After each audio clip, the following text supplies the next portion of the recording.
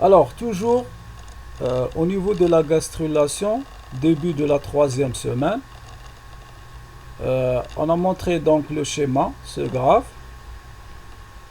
si vous voulez, ou bien cette représentation de notre embryon, caractérisé donc par le disque. On se concentre ou bien au niveau de cette zone, le disque embryonnaire, et on a dit qu'il va y avoir au niveau de cette semaine l'apparition d'une zone ou bien d'une ligne de migration cellulaire qui va permettre aux cellules ectodermiques de former la 3e couche qui est le mésoderme intra-embryonnaire qui se trouve à l'intérieur de notre embryon, mais à part 2 zones qu'on n'a pas ce mésoderme et qu'on a juste 2 couches, si vous voulez.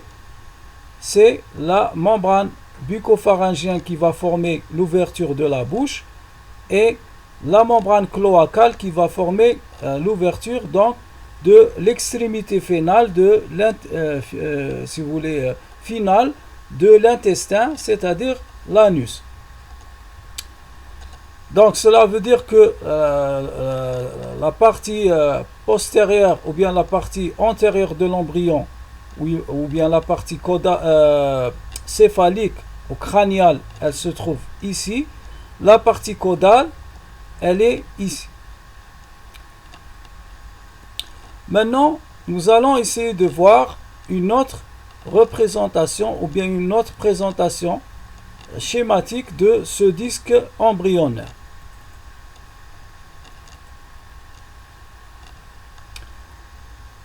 Donc ça, c'est un petit peu la même chose. Vous avez la ligne qui se trouve ici. Les 2 zones où on n'a pas, si vous voulez, le mésoderme. Et le nœud de Hansen où on aura donc la migration des cellules qui vont former la notocorde ou bien un tube à l'intérieur entre les 2 feuillets et qui vont former ce qu'on appelle la notocorde, si vous voulez, ou bien la corde, ou bien le mésoderme cordal. Ici, on a 3 couches. On voit bien donc l'ectoderme, le mésoderme et l'endoderme en vert. Et là, vous avez les flèches qui montrent la migration cellulaire du mésoderme latéralement pour former donc le mésoderme. Ok, donc une fois on a l'installation de notre mésoderme embryonnaire, intra-embryonnaire dans ces zones-là, dans 3 zones, ici, ici, ici, nous allons assister, si vous voulez, à un phénomène qu'on appelle la rotation du disque embryonnaire, ou bien la rotation de notre embryon, c'est-à-dire la cavité amniotique, la cavité ou bien la vésicule vitelline secondaire ainsi que le disque embryonnaire. Nous allons assister à une rotation de l'embryon. Remarquez bien ici que le pédicule de fixation, il se trouve collé au niveau de, si vous voulez, l'amnios ou bien au niveau de l'enveloppe de la cavité amniotique. On le voit bien ici. Après rotation de l'embryon,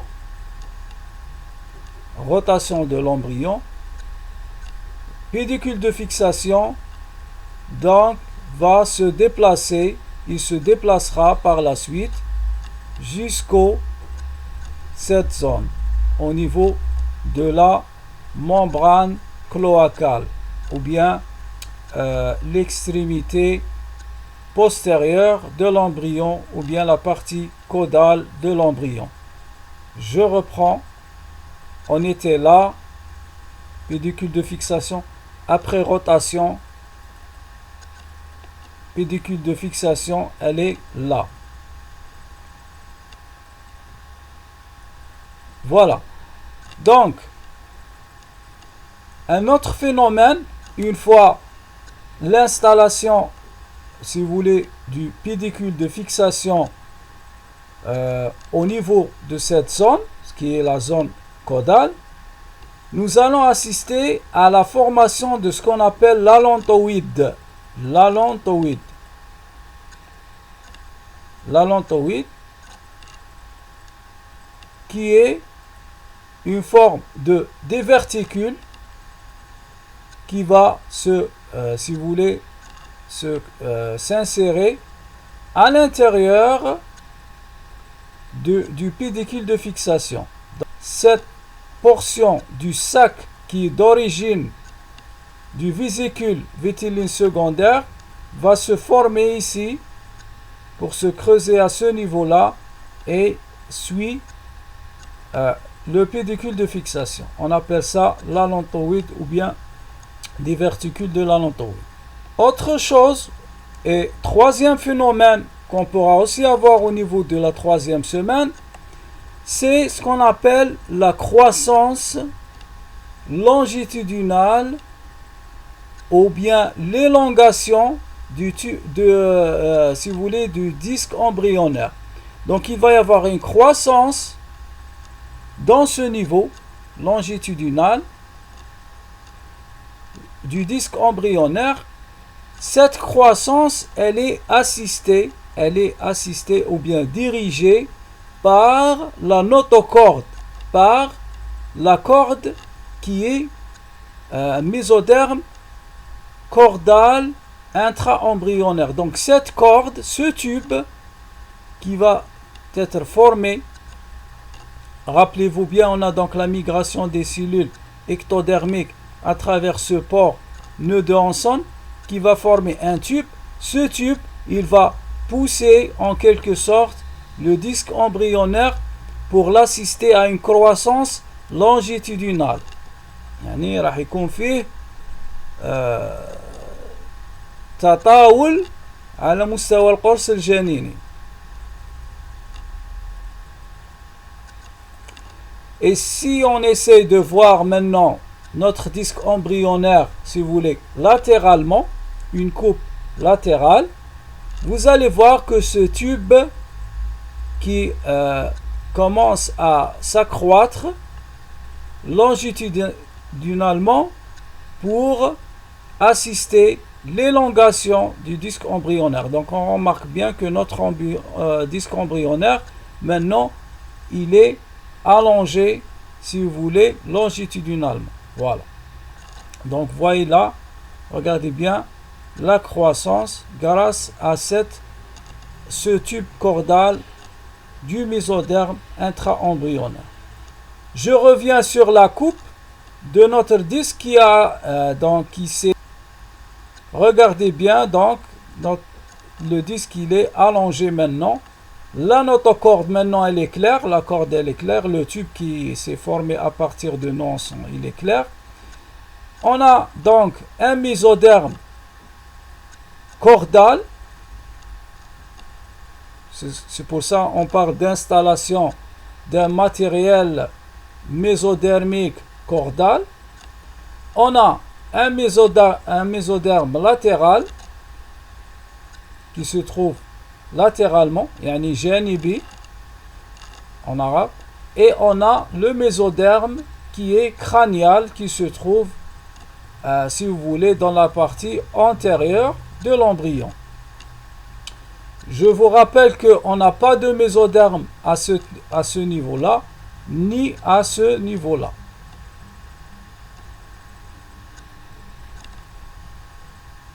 Maintenant, si on essaye d'enlever la première couche qui est en bleu, l'ectoderme, pour voir l'installation de notre mésoderme intra-embryonnaire, qu'est-ce que nous allons voir? Voilà l'installation du mésoderme. Le mésoderme, il est latéralement installé tout dans la superficie du disque embryonnaire. Au niveau central, sous forme d'une notocorde ou bien d'une corde. Et on n'a pas de mésoderme et absence de mésoderme au niveau de la membrane, si vous voulez, précordale ou oropharyngienne ou bucco, si vous voulez, pharyngienne, si vous voulez, ici. Et on n'a pas de mésoderme à ce niveau-là, dans la partie cloacale. Ça, c'est clair. Donc ça, c'est la migration et la formation d'un embryon en 3 feuillets ou bien en 3 tissus embryonnaires, ectoderme, mésoderme et endoderme. Ok. Maintenant, la croissance de l'embryon s'achève, l'élongation du disque embryonnaire s'achève, le diverticule de l'allantoïde aussi donc s'achève, et on a donc si vous voulez la formation de l'allantoïde c'est-à-dire ce sac commence à grossir à ce niveau, au niveau du pédicule de fixation. On aura donc notre embryon bien allongé, la forme allongée. La croissance, elle est toujours dans ce sens, assistée par la notochorde. Notre embryon, maintenant, il prend, si vous voulez, ou bien notre disque embryonnaire, il prend cette forme.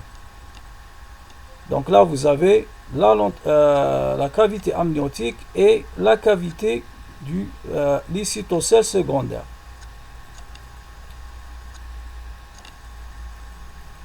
Ensuite,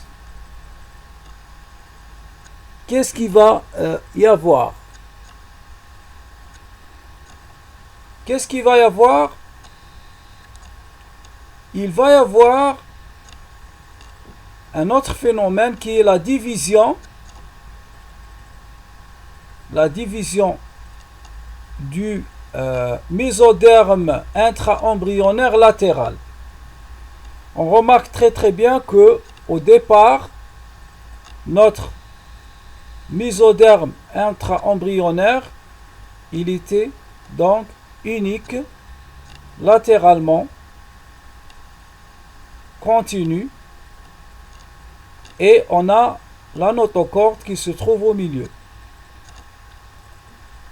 Après, ce qu'il va y avoir, il va y avoir division, si vous voulez, de ce mésoderme intra-embryonnaire pour former ce qu'on appelle la notochorde au milieu, le mésoderme paraaxial. Paraaxial, ça veut dire près de l'axe, l'axe qui est la notochorde, donc qui est près de l'axe paraaxial, et cette zone, on l'appelle la lame latérale. Donc on a 2 lames latérales, lame latérale droite et lame latérale gauche. C'est important cette division ou bien du mésoderme intra-embryonnaire. Ça, c'est ce qu'on appelle la division dans le sens longitudinal. يعني الانقسام على المستوى الطولي. Maintenant, il va y avoir des divisions dans ce sens transversal. Donc, vers la fin, si vous voulez, de la 3e semaine, il va y avoir donc des divisions dans le sens latéral et qui vont former, si vous voulez, des petits, si vous voulez, amas ou bien des qu'on appelle mésodermiques, qu'on appelle les somites. On les appelle les somites. Donc les somites sont issus du mésoderme paraaxial. Ce sont donc, si vous voulez, des petits carrés ou bien des petits cubes de mésoderme intra-embryonnaire et qui vont former par la suite, comme on a dit, le mésoderme, il va former les muscles, il va former l'os, donc ça va former les vertèbres de la colonne vertébrale de notre embryon. Les somites, ils vont former donc les vertèbres. On appelle ce phénomène la métamérisation ou bien la somatisation. La métamérisation ou bien la somatisation, qui est la formation de sommites, même au niveau de la 4e semaine. C'est-à-dire ça, c'est un début de la métamérisation et qui s'achèvera au niveau de la 4e semaine. La 4e, ou si vous voulez la 3e semaine, est caractérisée par quoi aussi?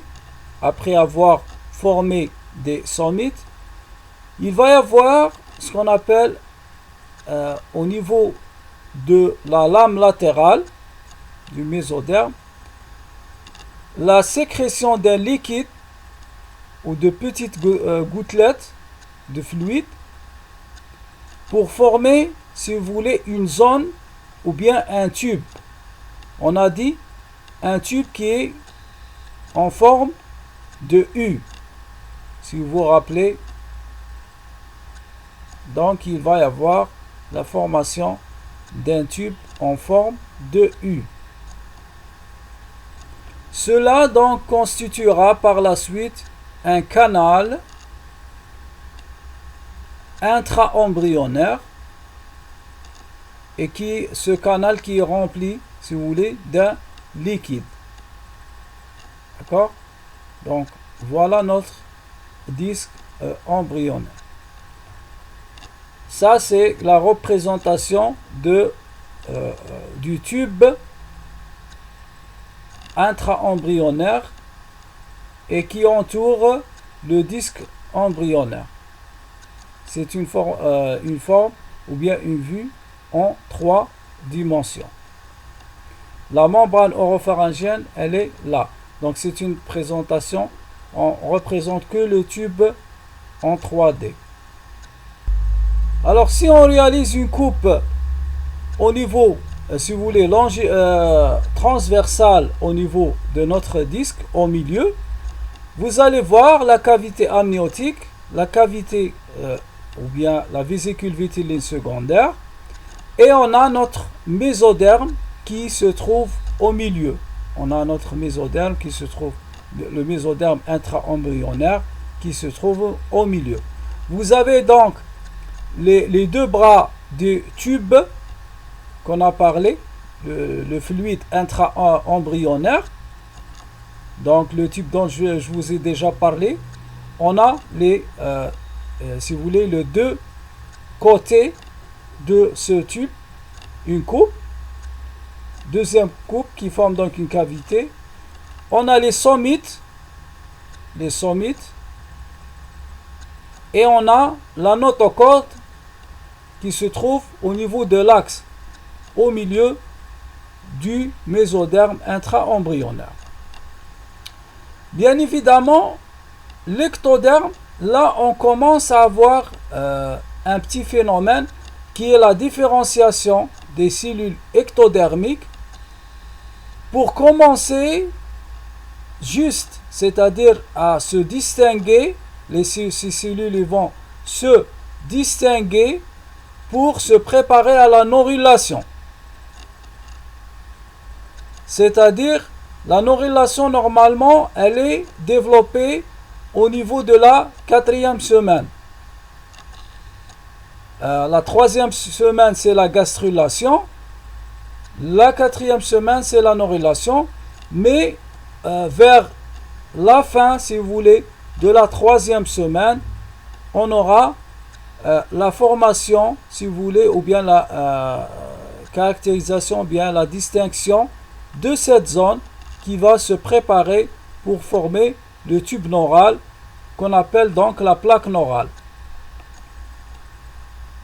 Maintenant, si on réalise une coupe longitudinale au niveau de notre disque embryonnaire, qu'est-ce que vous allez voir? La cavité amniotique, la vésicule vitelline secondaire, le disque embryonnaire avec la notocorde, et là on commence à avoir la distinction des cellules pour se préparer à la norylation, comme on l'a déjà montré, pour former ce qu'on appelle les crêtes neurales. ou bien des repliements neuraux. On a là, si vous voulez, une coupe au niveau de notre tube qui est là. Le tube, normalement, il est là, en forme de U. Et cette coupe longitudinale va nous permettre c'est-à-dire de voir la partie, si vous voulez, antérieure de notre tube mésodermique.